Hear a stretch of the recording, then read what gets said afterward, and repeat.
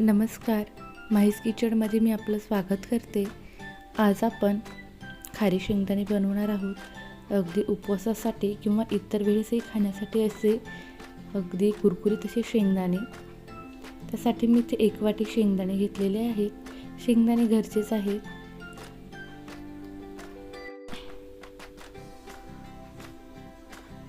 या ठिकाणी आपण 3 ते 4 ग्लास पाणी उकळून घ्यायचं आहे। त्यामध्ये 2 ते 3 चमचे मीठ घालायचं आहे। मी या ठिकाणी 2 चमचे मीठ घातलेलं आहे। आपल्याला अगदी उकळत्या पाण्यात शेंगदाणे घालायचे आहे। बघा, पाण्यात टाकल्या शेंगदाण्यांना जे साल आहे तिला सुरकुत्या येतात। 8 ते 10 मिनिट आपल्याला शेंगदाणे पाण्यामध्ये शिजवून घ्यायचे आहेत। बघा, अगदी पाणी उकळत आहे। 10 मिनिट झालेले आहेत। आता आपण सर्व शेंगदाणे एका चाळणीमध्ये मी काढून घेते।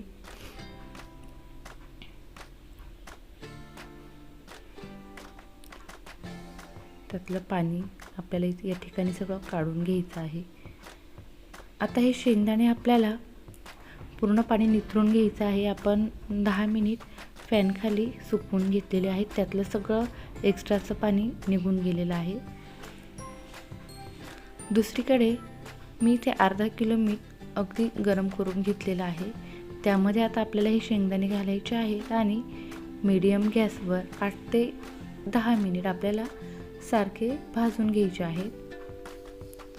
तुम्हाला एकदम शक्य नसेल तर अगदी थोडी थोडी करून शेंगदाणे भाजून घेऊ शकता।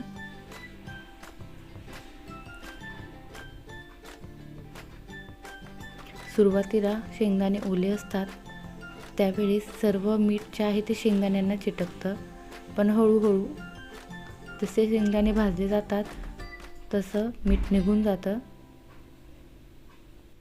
अगदी कमी गॅसवर आपल्याला शेंगदाणे भाजायचे आहेत, नाहीतर शेंगदाणे करपतात। बघा, 8 ते 10 मिनिटांनंतर शेंगदाणे चांगले भाजले गेलेले आहेत।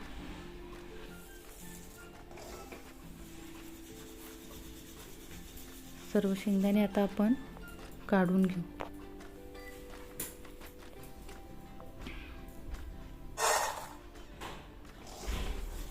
अगदी कुरकुरीत असे हे खारी शेंगदाणे तयार होतात, झटपट होतात। तुम्हाला आजची रेसिपी कशी वाटली मला कमेंट करून सांगा। सोलून दाखवते मी। अगदी कुरकुरीत असे शेंगदाणे झालेले आहेत आपले। तुम्ही देखील असे खारी शेंगदाणे करून बघा आणि मला कमेंट करून नक्कीच सांगा शेंगदाणे कसे झाले ते। तुम्हाला माझ्या रेसिपीज आवडत असतील तर चॅनलला लाईक करा, सबस्क्राईब करा आणि शेअर करा। लवकरच भेटूयात नवीन रेसिपीसोबत। थँक्यू।